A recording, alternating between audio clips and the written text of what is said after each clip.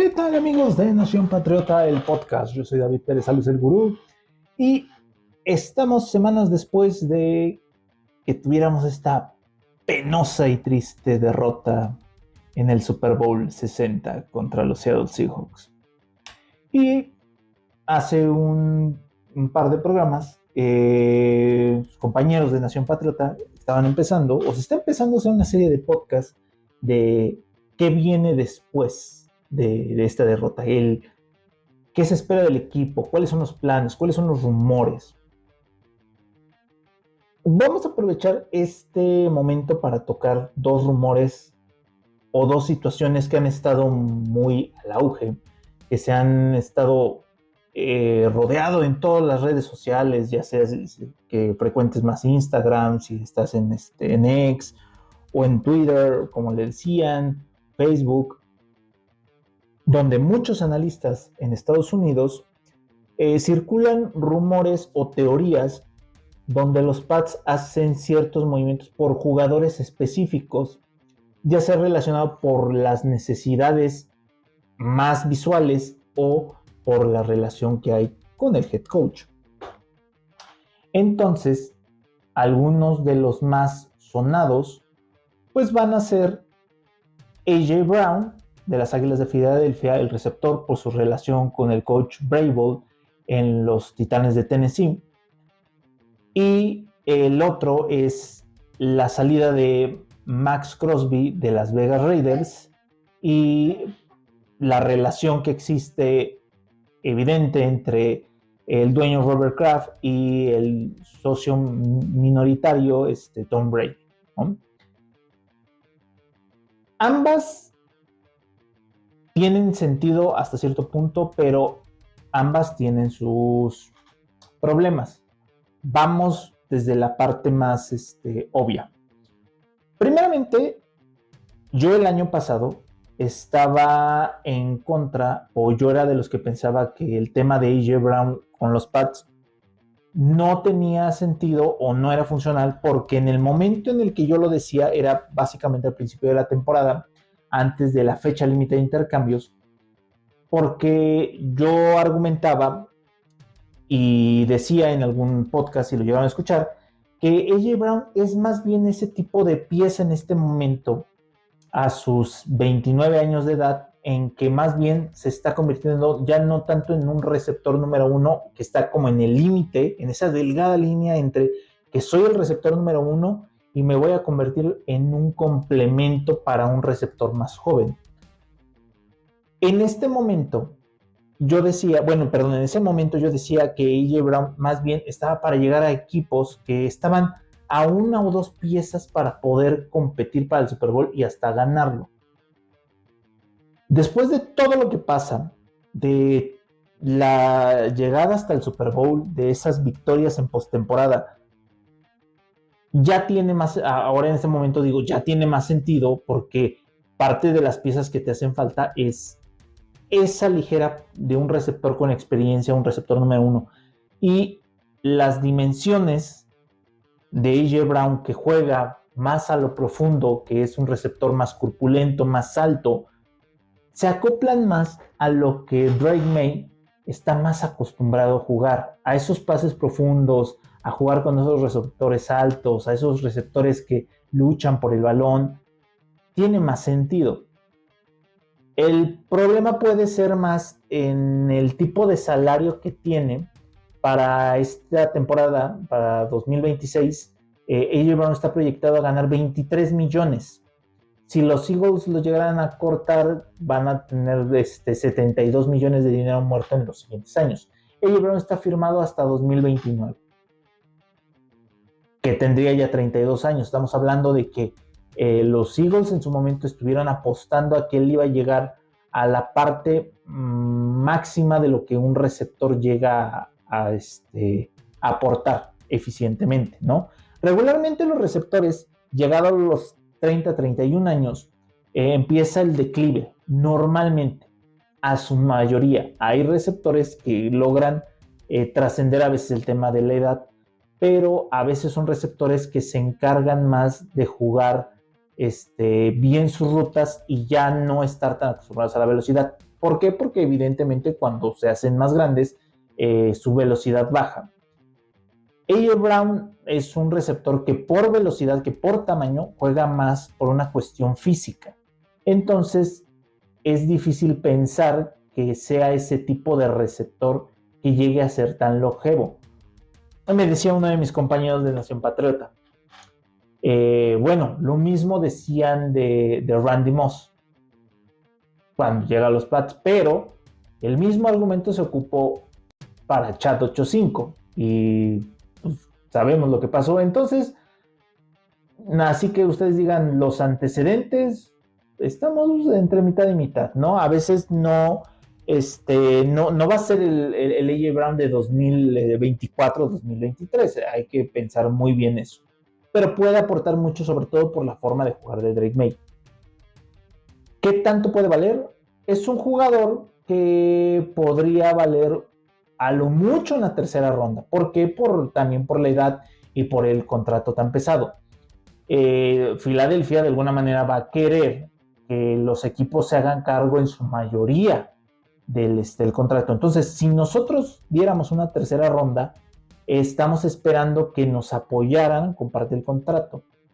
Si en el caso de que nos pidieran que nos hiciéramos cargo de todo el contrato del 2026 y ya 2027 en adelante, que nos hiciéramos cargo de todo eso, entonces nosotros podríamos argumentar, ok, entonces en dado caso, damos una cuarta, quinta ronda por él, pensando en que lo justo es que si tú te vas a deshacer del jugador y aparte quieres que nos encargamos del contrato, entonces no te doy una ronda tan alta, ya no te doy la tercera ronda, te doy una cuarta o hasta quinta ronda pensando en esa situación financiera. La otra, Max Crosby. Esta es la que más ha sonado, pero también la que es menos probable. Los analistas que ponen a Max Crosby con los Pats realmente no tiene tanto sentido. ¿Por qué? Porque por el tipo de físico que tiene Max Crosby. Max Crosby es un buen jugador, es un gran defensivo. Es el que le hace la chamba a la defensiva de las Vegas Raiders. ¿Cuál es el tema con Max Crosby?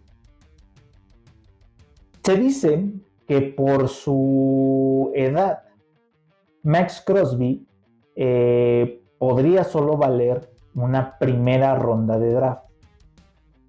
Pero yo le comentaba a Charlie, miembro del staff, que podría ser un tanto relativo. Porque, a ver, si digamos que los Arizona Cardinals ofrecen una primera ronda por él, suena bien. Si lo ofrecen los Chargers, por ejemplo, que punto que no va a pasar porque es de la misma división, no suena tan, pensando en alejándonos del tema de la división, no sería a lo mejor tan atractivo. ¿Por qué? Porque los Chargers seleccionan más tarde que los Arizona Cardinals. Entonces, equipos como los Chargers tendrían que ofrecer no solamente la primera ronda, sino además una segunda del siguiente año o una tercera del mismo año para complementar o compensar eso. ¿Por qué? Porque finalmente, si tú eres Las Vegas, pues te vas a quedar o vas a preferir la primera ronda de los Cardenales porque es muchísimo más alta y te quedas con más talento, ¿no? Y en ese sentido, entonces, por eso digo que es relativo lo de la primera ronda, pero si en cambio equipos como los Chargers o equipos como los Chicago Bears, que también están relacionados con ese tipo de cambio, tendrían que ofrecer no solamente su primera ronda, o sea, los Chicago Bears tendrían que ofrecer la 25 y algo más. Una selección de tercera ronda tal vez del 2027 para hacerlo más atractivo sobre, digamos, la primera ronda que ofrecieran, digamos, los Cardenales de Arizona, ¿no? Entonces ahí sí se les hace más atractivo para las Raiders. Ahora, ¿por qué no tiene sentido alguien como Max Crosby para llegar a los Pats, aunque para muchos les gustaría, porque Max Crosby es ese tipo de defensivo un poco más pesado, está más acostumbrado a jugar justamente en la línea, pero en esta técnica de 3 puntos. Es decir, cuando un defensivo tiene una mano en el piso, que es algo de lo que ha estado alejando Mike Vrabel, o que quitó para implementar su sistema defensivo de 3-4, es decir, 3 defensivos al frente, 4 linebackers atrás, en donde lo que implementó Vrabel fue poner 3 tackles defensivos en la línea de golpeo. Por eso en ocasiones llegaron a ver al mismo tiempo a Milton Williams, a Christian Barmore y a Tonga, por ejemplo, al mismo tiempo en el campo. ¿De qué sirve este tipo de sistema? De que se les complique a los equipos correr por el centro. Es muchísimo más difícil cuando tienes ese personal tan pesado. Pero cuando juegas con ese sistema, que es el mismo sistema que han tenido los Pittsburgh Steelers por años, necesitas que los linebackers sean muchísimo más rápidos.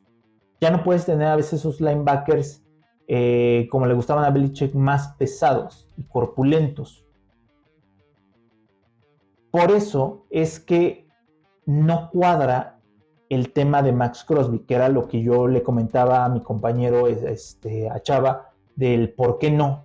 Yo no veía a Vrabel cambiar un sistema que le funcionó tan bien el año pasado, pues sobre todo para el tema de la carrera y para presionar, solamente para traer a alguien y cambiar tu sistema y que le funcione al jugador. No se aclimata, no tiene sentido. Entonces, si quieren verlo en otro sentido,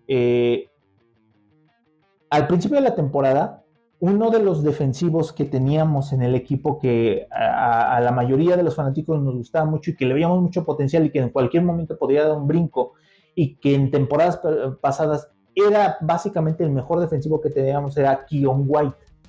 Keion White es básicamente físicamente muy similar a lo que es Max Crosby. ¿Por qué Keion White no se queda? Porque no era porque fuera menos talentoso o porque fuera indisciplinado, era porque en el sistema ya no estaba cuadrando. Véanlo desde ese modo. ¿Ustedes creen realmente que Lavon Chason es muchísimo más talentoso que Keion White? No. La realidad es que Keion White era mejor. No se ajusta al sistema. ¿Por qué Lavon Chason funciona mejor? Es más delgado, es más rápido y puede jugar a 2 puntos, y en ocasiones puede salir a pase. Esas características no las cuenta Keion White, no las cuenta Max Crosby. Por eso es que es poco probable que lo pongas. ¿Por qué? Porque uno diría, bueno, entonces colócalo más al centro. No tiene el cuerpo para lo que implementa Vrabel. Si se dan cuenta, Vrabel en varias formaciones, que si no está Milton Williams, está Khyiris Tonga con Christian Barmore y complementándole, por ejemplo, con Joshua Farmer, ¿no? O está Milton Williams y está Durner y Tonga y Barmore descansando. Si se dan cuenta, son personal muy pesado. Eso no lo tiene, por más que sea habilidoso, no lo tiene ese nivel de tonelaje, digamos, o ese nivel de empuje que tienen estos jugadores Max Crosby. Y entonces, ¿qué pasa si lo pones entonces del lado donde está jugando Chason? No tiene esa velocidad y no tiene a veces esa situación en la que, si está alineado ahí, sabes que va a ir a presionar, sabes que va a ir por el quarterback. Ya no puedes hacer que por ese lado de repente salga a cubrir pase, que es en ocasiones lo que llegaba a hacer Chason, que no es que lo hiciera fenomenal, pero en ocasiones llegaba a hacerlo simplemente por el hecho de que en las formaciones ayudaba a que un jugador no se queda descubierto porque los demás estaban ya haciendo el trabajo para presionar y no se quedaba solo. Eso no lo puede hacer Max Crosby. ¿Por qué? Porque si está ahí, sabes que va a presionar. Entonces, un quarterback experimentado cambia la formación y manda el pase por allá porque sabe que él no va a salir. Y entonces pierdes formación de jugadores atrás porque alguien se va a quedar descubierto. Entonces, tan simple como eso, no tiene sentido. O bueno, para mí, yo no veo a Mike Vrabel cambiando todo su esquema defensivo que le ha funcionado de maravilla, increíblemente bien, solo para adaptar a un jugador y cambiar su base 3-4 a regresarle otra vez a 4-3. ¿Para qué hacerlo si todo lo demás está funcionando? Por eso es que, si se dieron cuenta, un jugador al que yo le tenía o que le tengo cierta estima, pero sé que tiene que ya irse del equipo porque necesitamos trascender, es Alfred Jennings. Alfred Jennings es ese linebacker más delgado, un tanto corpulento, que de repente este año empezó a dar como el despunte. ¿Por qué? Porque en el sistema de Vrabel era lo que necesitabas, ese jugador un poco más rápido, que pueda jugar por el borde y que en ocasiones pudiese salir a pase. Eso es por lo cual también un veterano como Harold Landry funcionan a veces tan bien. Si en los rumores hubiera estado un jugador, por ejemplo, Josh Allen de los Jaguars o TJ Watt de los Pittsburgh Steelers, les diría sí, porque tiene sentido. O sea, bueno, no que me gustara que llegaran, más bien, o sea, a lo que me refiero es sí, porque tiene sentido, se acoplan a lo que quieren. Ese tipo de jugador es más liviano, juega al borde, en ocasiones puede salir a cubrir pase y es excelente presionando por los costados. Jugadores como Crosby, como Myles Garrett, no tienen sentido para que lleguen a los Pats, nada más por el sistema de Vrabel, solamente por eso. Y ahora, dejando un poco de lado estas contrataciones o intercambios bomba o de blockbuster, vamos un poco más a lo que realmente necesitan los Patriots. Los Patriots necesitan línea ofensiva, mucho en la línea ofensiva. Los equipos que han ganado, los últimos equipos que han ganado el Super Bowl es porque tienen muy buena línea ofensiva, no porque tengan grandes receptores. Sí, también complementados por una gran defensiva, pero también que tengan una muy buena línea ofensiva.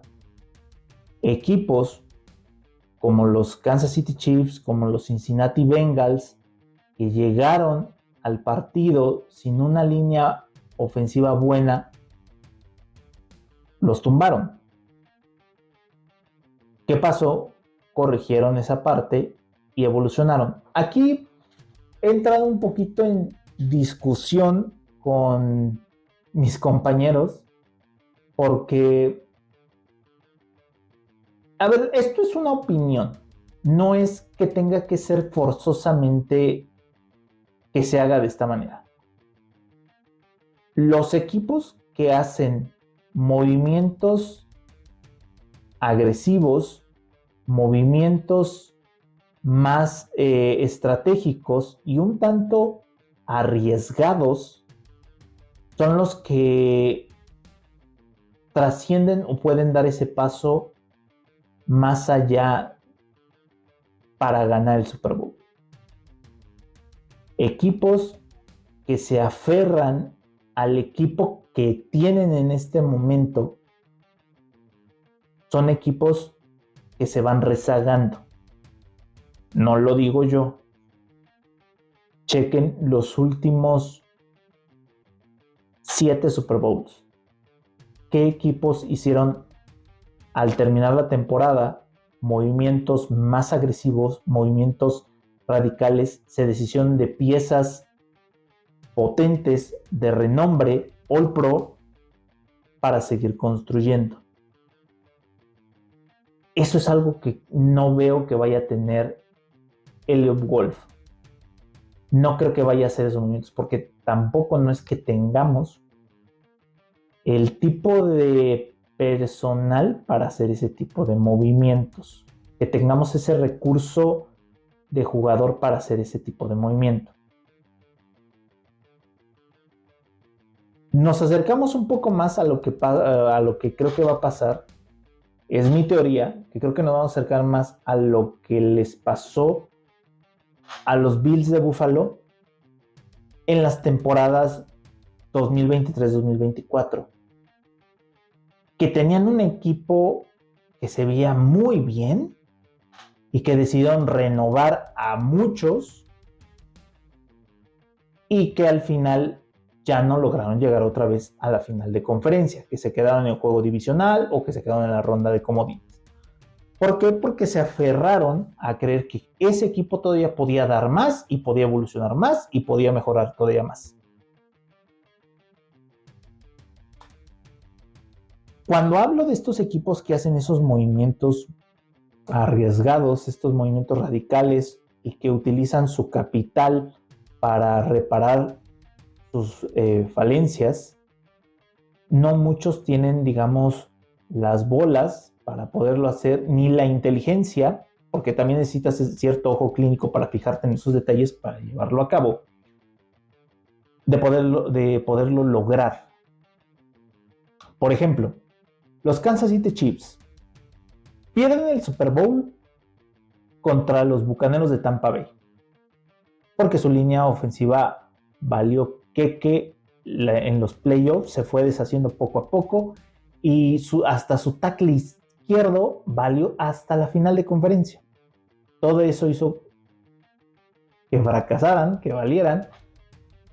Y ahí el gerente general hace algo que para muchos, en ese momento cuando lo revisas, es algo que no tiene tanto sentido y que suena muy loco. Hoy ya a lo mejor lo que lo vemos en retrospectiva, podemos decir, es un genio, lo hizo cabrón, se rifó. Pero en ese momento era algo muy arriesgado, algo muy loco. ¿Por qué? Porque se deshizo de toda esa línea ofensiva y solamente conservó a un guardia. Nada más, todo lo demás fue para afuera.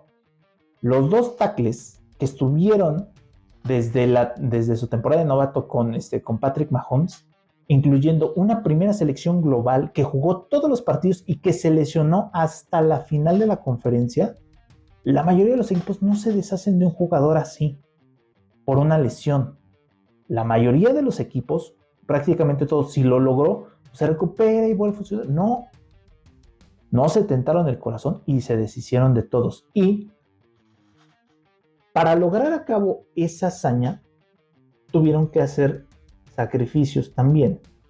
Tenían que deshacerse de cierto material, tenían que agarrar de sus recursos, de sus bienes, para reinvertir. Ellos tenían 2 muy buenos receptores en Sammy Watkins, que eran las manos seguras, y Tyreek Hill, un receptor de 1000 yardas y que tenía nombramientos All Pro. Van para afuera, cambian al receptor, obtienen selecciones de draft por él y con eso empiezan a hacer los movimientos. Traen a Orlando, cambian una primera ronda con los Baltimore Ravens por Orlando Brown para su tackle izquierdo. Con sus selecciones del draft que obtuvieron por Tyreek Hill también en segunda ronda traen un centro en Humphrey, que es su titular, con el dinero que no gastaron en darle el contrato a Tyreek Hill, le dieron o hicieron a Joey Tooney en ese momento uno de los mejores guardias pagados de la liga. Contratan tackle derecho, rehicieron toda una línea ofensiva y trajeron receptores de mediana capacidad, pero invirtieron en la línea ofensiva para que el quarterback ocupara todo el talento que tuviera para sacar esos partidos. Eso es algo que los llevó. ¿Quién más hace algo así? Los Ángeles Rams. Los Ángeles Rams tenían un equipo en el que invirtieron un montón de dinero en la agencia libre, pero un montón, muchísimo. Se hablaba de que los Rams tenían otro tope salarial fuera de la liga. ¿Cómo le hacían? ¿Quién sabe? Invirtieron un montón de selecciones colegiales. Armaron un equipo que los llevó hasta el Super Bowl. Cambiaron cambiaron receptores de los Bills de Buffalo. Trajeron a Aqib Talib de los Broncos de Denver. Contrataron a Dama Suh, que lo hicieron uno de los jugadores mejor pagados. Trajeron a Dante Fowler de los Jaguars. Trajeron con una primera selección de los Pats, trajeron a Brandon Cooks. Se armaron de mucho talento, muchísimo capital de draft invertido para armar ese equipo que sí los llevó hasta el Super Bowl. Perdieron contra los Pats, afortunadamente, ¿no? Se rifó Belichick, le dio una lección al head coach, ¿no? Aquí está la contraparte. Ya tenían un gran equipo que los llevó hasta el Super Bowl. Lo mismo que hicieron los Chiefs. Este es el tope de este equipo. Se deshicieron de todo eso, de todo el dinero invertido, se deshicieron de prácticamente 16 jugadores, si mal no recuerdo, 16 jugadores titulares. ¿Quién hace eso en su sano juicio cuando te llevaron todos al Super Bowl? No se ve tan común. Pasa una temporada, arman lo que hace falta, llegan al Super Bowl, se tumban a los Bengals, título de Super Bowl. Siguiente ejemplo. Lo mismo hacen las Águilas de Filadelfia. Llegan al Super Bowl, en ese caso son los Chiefs quienes se los truenan a ellos, pierden. ¿De qué piezas se deshacen? Se deshacen de Jason Riddick, que era un jugador all pro, su mejor defensivo. Deciden deshacerse de él para liberar espacio en el tope salarial, cambiárselo a los Jets, obtener selecciones colegiales por él, seguir invirtiendo. Ese tipo de acciones, de cuando te deshaces para seguir reinvirtiendo y seguir acumulando jugadores, porque ya conociste el tope, necesitas hacer esos movimientos. Ese tipo de acciones creo que es algo que no vamos a tener y que posiblemente nos lleve a ser, por ejemplo, como los Cincinnati Bengals. Los truenan por su línea ofensiva y empiezan a reconstruir de a poco con ciertas piezas en la agencia libre y con el draft. Movimientos muy lentos o mal explorados, no lo sé. El tema ahí es que se van a cumplir 4 años y los Bengals no se ve que hayan podido resolver el tema de la línea ofensiva. Sí han invertido un chorro de dinero en los dos receptores, sí, pero si le han puesto atención, sí han invertido y sí han gastado selecciones colegiales en el tema de la línea ofensiva, no cuadra, no queda. ¿Qué es lo que está pasando ahí? Creo que a veces, y eso es algo que no es una cuestión muy popular, a veces tienes que hacer ciertos movimientos e invertir ciertas cosas para poder hacer ese cambio radical que necesitas para trascender más allá de donde te quedaste. El problema, y que no es una opinión popular y que no les gusta a nadie, es que aunque me guste mucho el jugador, el único capital humano que puedes usar para construir ahorita, que todavía tienes el contrato de novato de Drake May y tratar de aventarte ese empuje en este momento, es Christian González. No creo que vaya a pasar porque también Vrabel sabe cuáles son sus dolencias. Vrabel sabe que ni él ni su personal tienen el ojo para encontrar corners o desarrollar corners.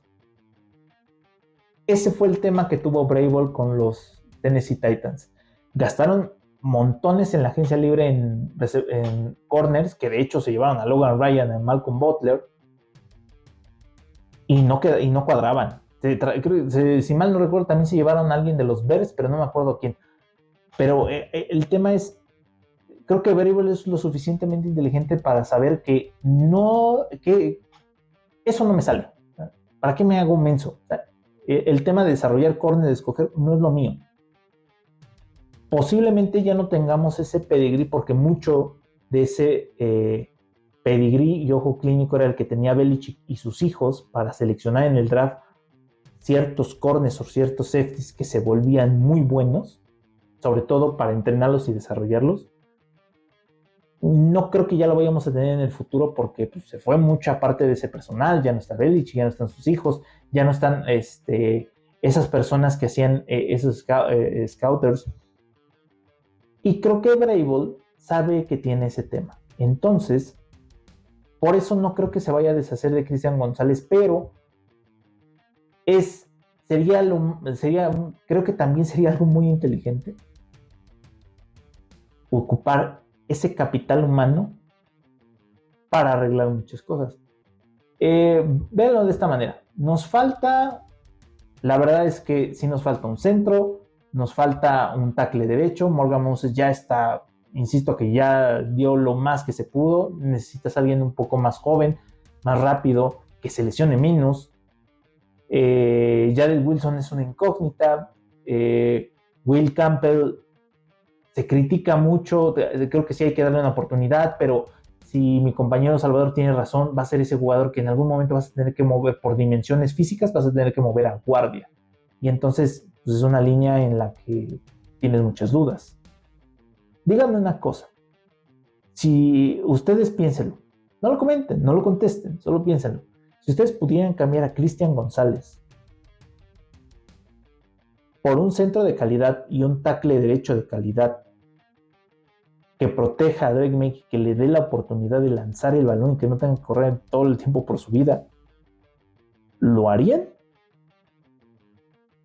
Quédense con eso. Nada más piensen en esa parte. ¿O prefieren que le sigan apurreando, como le pasó en el Super Bowl o en toda la postemporada? Pero bueno, eso es comentarios rápidos de esta situación. Ahora bien, ¿qué pasaría si los Patriots no cambiasen sus selecciones del draft, que se quedaran con ellas, que no trajeran a nadie nuevo, que no arriesgaran en jugadores por intercambio, que siguieran apostando al proyecto que va construyendo Vrabel con su personal? Volvemos a este escenario en donde Nueva Inglaterra está seleccionando arriba del 25, del 27, del 28, donde te quedas con los últimos números al final de cada ronda. Evidentemente la calidad de talento va disminuyendo, pero no necesariamente es una pérdida total. ¿Te puedes llegar a encontrar buenos talentos? Sí, también te puedes encontrar voz muy claros y muy alarmantes. Más cuando seleccionas tan alto en el draft, los jugadores que seleccionas aquí tienes que pensar que tal vez están en una parte en la que no van a aportar tan de inmediato, que tal vez necesitan un año para desarrollarse, arriesgarte a que no te contribuyan tanto el primer año y que te ayuden más bien al proceso de transición para los jugadores que están. En ese caso, pienso en 3 jugadores en particular. Sigo pensando en que cuando estás tan alto en el draft, tienes que respetar más el tablero y tomar lo mejor disponible y no pensar tanto en querer seleccionar como de lista de supermercado, que primero va el pan y luego vas por los huevos y luego va... No, tienes que seleccionar lo mejor que esté en el tablero disponible, pero bien enfocado a áreas, no a personal en particular. ¿A qué me refiero? O sea, área es como toda la línea ofensiva o todo el cuerpo de linebackers. No específicamente el linebacker externo, no necesariamente el linebacker medio, no pensando en eso. Y en la línea ofensiva, cualquiera de los jugadores que esté ahí puede mejorar. Bien lo decía uno de mis compañeros, las características que tiene Will Campbell se proyectan más a que en algún momento podría ser un guardia. Lo platicamos el año pasado al principio de estos podcasts que esperábamos que Will Campbell se mantuviera por su edad, por su juventud y que pudiera ser ese tackle izquierdo momentáneo hasta que pues, la edad lo consumiera y que tuviera que pasar inevitablemente a jugar como guardia porque ya no tiene la misma velocidad y agilidad, ¿no? Entonces, pensando en eso, ¿qué pasaría si tomásemos un guardia? Normalmente las posiciones que se van entre los primeros 25 siempre van a ser quarterbacks, no hay duda, varios receptores, varios edge y finalmente tackles izquierdo-derecho. Ya después se va repartiendo un poco, vas entrando y te vas notando que empiezan los corners, que se empiezan a ver algunos linebackers medios, alas defensivas, tackles defensivos, pero normalmente los primeros que se van son esos y se van rezagando algunos, sobre todo lo que es la posición de guardia y de centro. Es muy raro que los veas normalmente que se vayan tan temprano en el draft entre los primeros 5 y demás. Pensando en eso, es posible que puedas tomar a uno de los mejores 2 guardias o 2 de los mejores centros. Para cualquiera de las 2 situaciones, haces una gran mejoría de lo que ya tienes en este momento. Pensando en que tal vez a lo mejor Morgan Moses ya debería de empezar a pensar más como en el retiro, o sea, ya no es un tackle que aguante tantos partidos. Y tal vez ya renunciar a esta idea de que Michael Onwenu tenga que ser guardia ya de por vida y a lo mejor aprovechar que todavía no está tan grande y pasarlo ya a que juegue de tiempo completo como tackle. Pensando en eso, Wilson es una promesa, pero sigue siendo una promesa, ¿no? Para algunos se vio asqueroso en la postemporada y para otros hay que darle paciencia, ¿no? Pero ninguna de las 2 situaciones suena positivas. Entonces, si tomásemos un guardia, pienso en Caleb Lumo de Utah. Es un jugador que es muy versátil, un jugador que tiene la capacidad de jugar en algún momento hasta como tackle izquierdo por sus dimensiones. Pero en 2024, toda esta temporada se la aventó como guardia izquierdo y estuvo fenomenal. Sus condiciones estaban más hechas para jugar como guardia. Y como guardia, el año pasado no permitió ninguna captura. Es un gran jugador que si lo acomodas en el lugar de ahorita donde está jugando Wilson, pues es una diferencia muy, muy, muy notoria. Tengo mucho esta idea de que la posición de centro puede mejorar muchísimo y ayudar mucho al desarrollo de Drake Maye. Yo sé que muchos piensan en redes sociales que lo que tenemos con Garrett Bradbury es suficiente y que tuvo una buena temporada o temporada decente, pero creo que se puede mejorar muchísimo y puede ayudar más. Bradbury no es el tipo de jugador que tenga este liderazgo dentro de la línea y que también no es un punto a su favor. Si fuera alguien joven, a lo mejor lo puedes entender o puedes argumentar que puede desarrollar el liderazgo, pero ya pensando que un jugador de 30 años de repente va a adquirir esa habilidad, la verdad es que no parece tan razonable.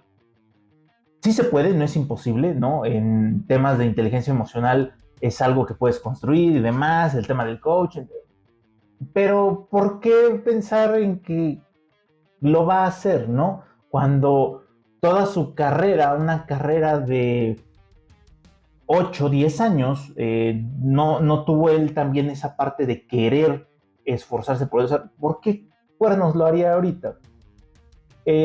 Pensando en esto, específicamente en el tema de que podemos mejorar muchísimo en el centro, ¿a qué me refiero?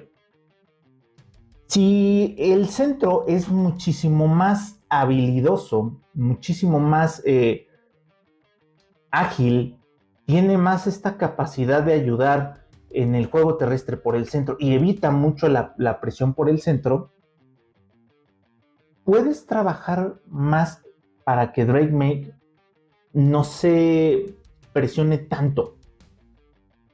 Si el juego terrestre por el centro es muchísimo más funcional, le abres más el libro de jugadas. Si la protección por el centro es mucho más eficiente, ayudas a que no tenga, a que se tenga, pueda plantar más en el centro y dar pases más precisos. Para muchos es vete por el receptor, vete por el cazamariscales, vete por esas posiciones que tienden a ser sexys, atractivas. Pero con esta pieza en particular, podrías ayudar a que Drake May no se preocupe por tantas cosas. Véanlo así. Cuando David Andrews tuvo el tema de los coágulos en los pulmones, que no jugó toda esa temporada, pusimos a Karras en el centro. Tuvo una muy buena temporada, una temporada decente. Termina la temporada y la lógica vendría siendo esta. Si Karras es más joven, más barato y tuvo una temporada decente, ¿por qué mejor ya no cortas a David Andrews, ahorras ese dinero y empiezas con una posición más joven? Lo que aportaba Andrews en la línea ofensiva iba más allá de esta cuestión solo física, que además sí le llevaba más talento. Iba además de que él era el líder de la línea ofensiva y que de ambos lados de la línea él sabía las jugadas y los ayudaba y los orientaba. Cuando tienes un buen centro, ayuda también a otra situación. Si los quarterbacks no son muy habilidosos para leer las defensivas, muchas veces el centro es el que ayuda con esa habilidad, ayudando a la línea ofensiva a leer algunas situaciones de la defensiva. Aquí pienso que si tienes un mejor centro, cambia muchísimo. Pienso en dos nombres en particular. Pienso en Connor Liu de Ambull. Es el mejor centro disponible. Puede que llegue hasta el 32, sí, fácilmente. Te puede dar, sí, es ese tipo de jugador que tiene la capacidad no solamente de ser un muro por el centro, sino además de salir al segundo nivel a hacer bloqueos para el corredor. Algo muy similar pasa con el centro de Iowa, Logan Jones. Nada más que a lo mejor el tema de Logan Jones me parece un poco complejo porque él sí, a diferencia tal vez de Connor Liu, sí necesita un poquito más de desarrollo. Básicamente las mismas condiciones físicas. Los dos miden 1,91 y pesan 136 kilogramos. Es en ese tamaño, básicamente lo mismo. Nada más que la diferencia de talento sí es un poquito más abismal entre el uno y el otro. Hay muchas veces que entre dos jugadores dices, cualquiera de los dos podría ser el número uno en esa posición. En este caso sí es un poco más amplia, o sea, sí es muy notorio que Conor Liu le lleva una gran distancia de talento a Logan Jones. Logan Jones no es un mal jugador, puede ser un jugador también muy bueno, pero él sí necesita más trabajo sobre todo lo que tiene que ver con la posición de las manos. Un centro necesita mucho ese trabajo de manos al colocarlas. Y luego viene el de Kansas, viene el de Florida, dependiendo en dónde lo busquen. O sea, para CBS Sports va primero Jack Lagertrude de Florida. Y, por ejemplo, para ESPN va en tercer lugar Sam Hedge de Kansas State. Ahí sí no hay mucha diferencia entre el uno y el otro, pero esos sí pueden ser jugadores que puedes encontrar al final de la segunda ronda. Pero si ya tienes si ya tienes en el 32, yo lo tomaría, sin duda, para tener esa mejoría. O sea, si la apuestas mucho a la línea, mejora. Yo sé que no son posiciones muy atractivas. Tengo ese debate con uno de mis compañeros de que tomar un guardia o tomar un centro en la primera ronda del draft viene siendo casi un desperdicio o viene siendo casi una posición X que puedes encontrar, pero sí tienen a veces mucho importancia. O sea, por ejemplo, el centro que se va de los Ravens es una primera ronda y no lo quieren dejar ir. No le ponen la etiqueta de jugador franquicia en utilizar la opción de quinto año porque no tienen dinero.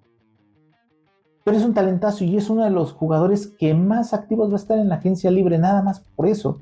Entonces, y ellos le apostaron a tomar el primer centro disponible en el draft. Ok, y si fuéramos por una posición más atractiva, que creo que sí puede estar disponible, puede ser Gabe Jakes de Illinois. Illinois no es una universidad a veces tan atractiva o tan visual a veces, pero llegan a tener buenos partidos y jugadores muy interesantes. Es ese tipo de jugador que juega bien por el borde. 270 libras. Para que se den una idea, o sea, véanlo como una versión de Jamie Collins en ese tipo de agilidad y velocidad. No tanto a lo mejor con el tipo de resorte, pero sí más, un poco más musculoso de los brazos. En el esquema que juega Vrabel, es ese tipo de jugador que se adaptaría muy bien y el tipo de jugador que le hace falta a Vrabel en la defensiva de los Pats. O sea, si ustedes ven las imágenes de este jugador y se ponen a ver las jugadoras, las imágenes de Max Zuckerberg, se van a dar cuenta que no se parece ninguno del otro físicamente. Por eso les digo que Max no cuadra dentro del esquema de los Pats. Por eso no van a ir por él. Si llegasen a encontrarse, porque este es un prospecto que está dentro de los 100 mejores, no necesariamente es el jugador número 1 en la posición de linebackers externos. Posiblemente es el linebacker que debería de estar tal vez como el 6, el 7, más como por ahí. Tal vez el 10, posiblemente el 10. O sea, hay otros jugadores como el de Texas A&M, Cashion Howell, que estaría primero que él, Simon Jones, e inclusive Derrick Moore estarían por encima de él. ¿Cuál es la situación? Es muy probable que ya no encontremos a ninguno de ellos aquí. O sea, y ya ni siquiera pensar en David Davis de Texas Tech, ¿no? O Ruben Bain de Miami. O sea, es muy poco probable que los vayas a ver. No es que te conformes, pero a veces llegan a sorprenderte este tipo de jugadores en posiciones tan altas, ¿no? Los Eagles han construido una defensiva a base de. Me gustaría me gustaría más que llegase alguien como TJ Parker de Clemson. Posiblemente está rankeado, insisto, dependiendo de en qué página deportiva lo vean, pero debería estar rankeado entre 5, 6, 4 por ahí, ¿no? Es difícil que lo veas rankeado ya en el 7 y también es complicado que lo veas ahí luchando por el tercer lugar. Sí, pero si, por ejemplo, si llegásemos a encontrar porque los otros equipos se alocaron y empezaron a elevar como pasa casi cada año, que se elevan a veces más de los quarterbacks proyectados y se van 3 quarterbacks en este draft, puede que eso llegue a empujarle un poquito más a este tipo de jugadores y que lleguen a estar en el 31. No sé si Vrabel, porque Vrabel con Tennessee no tenía tanto control en el draft. No sé si él en particular tuviera ese movimiento agresivo de moverse 3 o 4 posiciones más en el draft para tomarlo en el 20 y tantos si llegase a caer un poco más TJ Parker. Pero si nos plantáramos en el 31, Gabe Jacks de Illinois creo que sería muy buena opción pensando en un edge en particular. Pero bueno, estos son pensamientos rápidos en selección del draft.